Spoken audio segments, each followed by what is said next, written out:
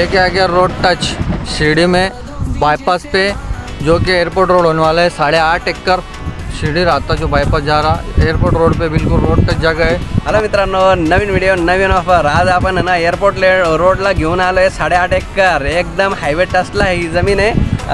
वीर पाणी बिनी एकदम भारी लोकेशन आहे। ज्यांना पण शिर्डीच्या आसपास जर पाय टेकायचा असेल त्यांनी आमच्या संपर्क साधा। एकदम भारी आजचं लोकेशन काय आहे, शिर्डी 8.5 एकर जमीन आहे।